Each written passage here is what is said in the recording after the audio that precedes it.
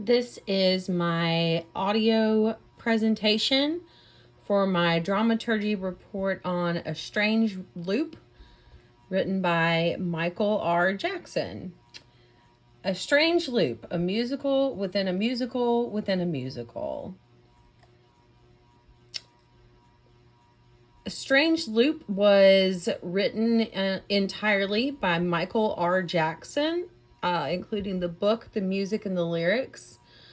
He began the project early in the 2000s while he was studying at NYU's Tisch School of the Arts. It premiered off Broadway in 2009 to immediate critical acclaim. So much so that it won the Pulitzer Prize for Drama in 2020. And then it made its Broadway debut in 2022. And later that year won Best Musical and Best Book of a Musical at the Tony Awards. A little fun fact, it was produced with the help of RuPaul, Jennifer Hudson, Alan Cumming, and Billy Porter. Okay, I chose these columns because to me the thoughts remind me of the chorus in a Greek tragedy.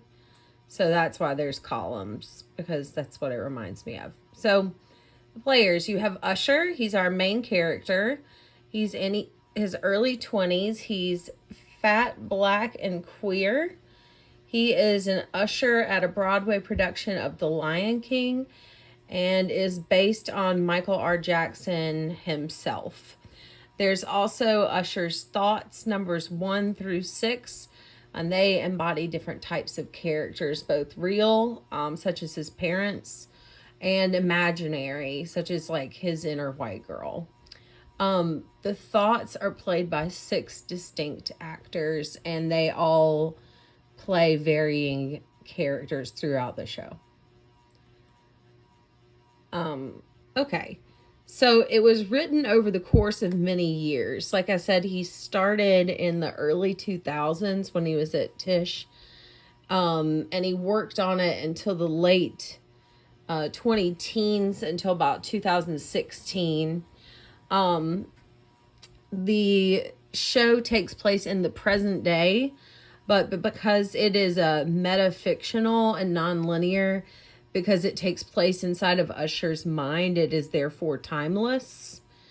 So you can just objectively say present day, but for all intents and purposes of how I'm going to be discussing the play, it takes place between 2019 and 2022. The show is about a black queer man writing a musical about a black queer man writing a musical about a black queer man. You get it. Major cultural events. First reports of COVID came out in 2019. There's also the Notre Dame Cathedral fire. In 2020, the pandemic was declared and global lockdowns began. Black Lives Matters protests after the murder of George Floyd, and Biden defeats Trump. In 2021, the January 6th insurrection on Capitol Hill occurred. And then in 2022, Russia invaded Ukraine and Queen Elizabeth died. Colloquialisms. Beat for the Gods is a reference that I believe originates in the drag community, but has been like widely adopted by the makeup artist industry, MUAs. And it just refers to having perfectly placed makeup. Like everything is blended, you're snatched, you're highlighted, you're contoured, your face is beat. Trade is a straight passing male, like a typically straight passing male, who's either like on the down low about his like sexual proclivities, or he's at least sexually fluid. But you also hear that phrase on RuPaul's Drag Race, trade, because when the girls are taking off their makeup, they always like to discuss which of them looks like the most like boy out of drag, and they call them the trade of the season. Bussy, I'm sorry, this is vulgar, but it's true. It refers to the word boy being mixed with the word boo. And it refers to the anus.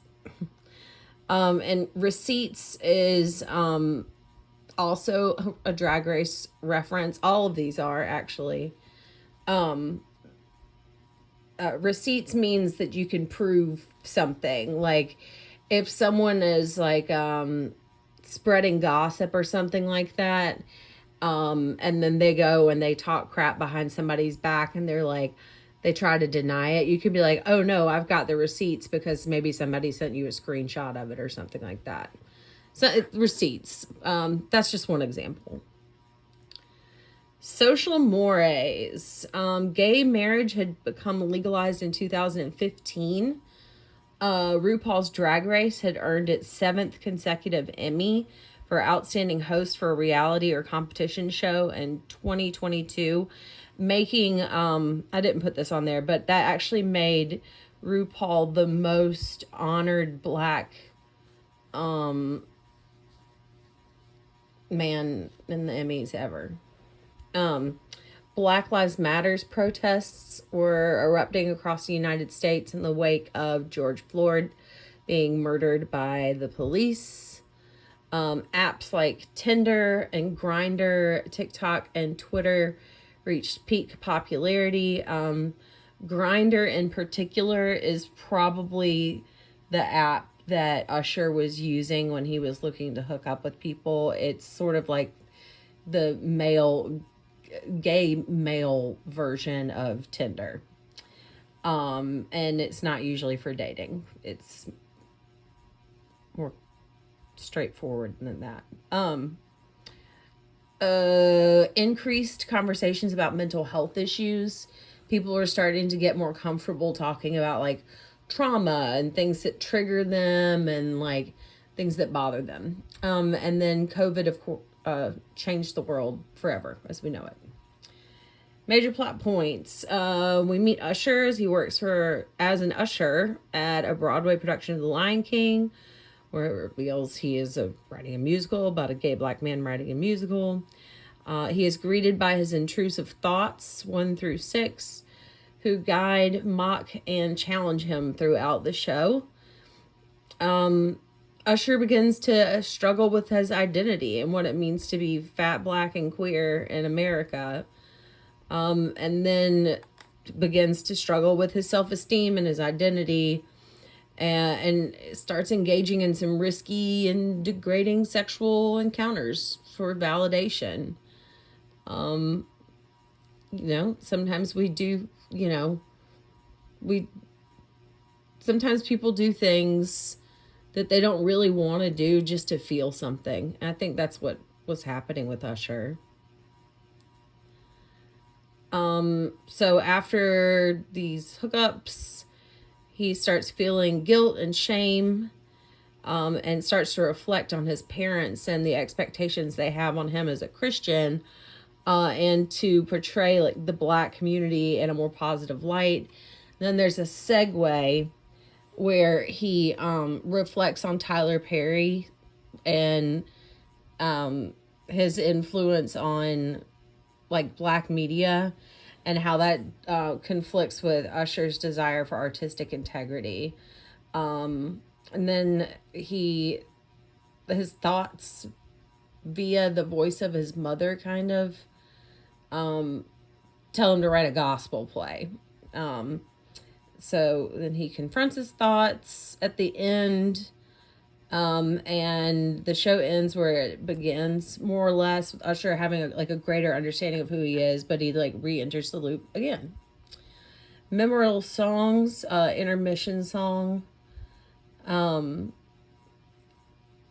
Want to Know, Inner White Girl, Exile in Gayville, Writing a Gospel Play, and Memory Song. Those are active links, but I want to show another piece of media instead. And then my discussion questions. When it comes to exploring his identity, Usher cannot escape his past with misogyny, toxic masculinity, racism, and homophobia, not only in the Black community, but in the world at large. At the end of the show, he vows it off. Have you ever tried to rid yourself of something toxic in your life in order to become the best version of yourself? And my second question is, A Strange Loop premiered on Broadway in 2022 during the Biden administration. Since then, there have been several major events across the world and in the United States that have changed the political and social structures around us. How do you think A Strange Loop would be different if it premiered on Broadway today? Do you think it would be the same? I'll answer my own discussion questions. Yes. And since Jenna, I know you're the only one seeing this, you know what I've had to get rid of recently. So yes, I guess that's the reason why I asked that question. It's because it applies to myself. And I would want, if I were able to do this in front of the class, I'd be really curious to see what they would have to say. And then for my second question, I think if this show were to debut in 2005, well, first of all, I wonder if it would even get funding, given what's happened in the last 120 or so days in the Trump administration. But I also think that there would probably have to be a discussion about what's happening with the trans community. I didn't see a whole lot about that. And so I think it would, if it did get produced, it would probably include that because a lot of the trans individuals in the United States are being targeted right now. But anyway, and then I want to show this just because this is amazing. Hold on.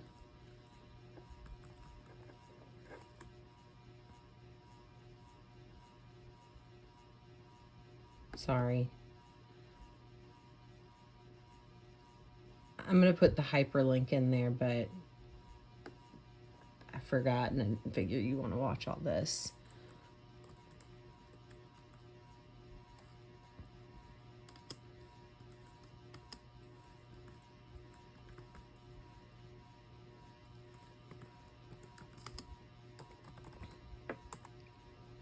I'll just play a second of this.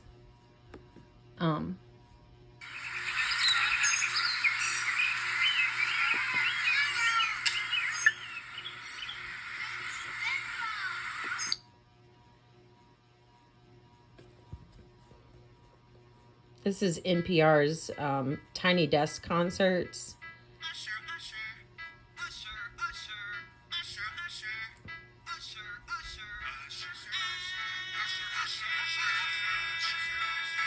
It's really cool because they interview the cast a little bit too. And this is the original cast.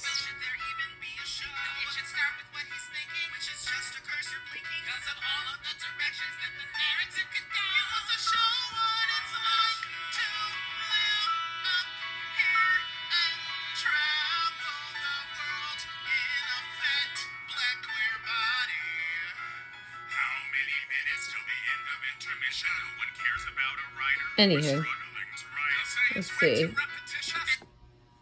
Scoot ahead a little bit.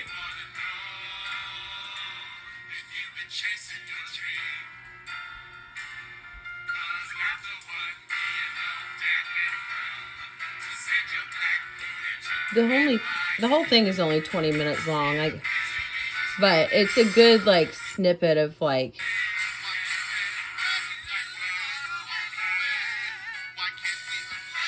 this is White Girls Can Do Anything.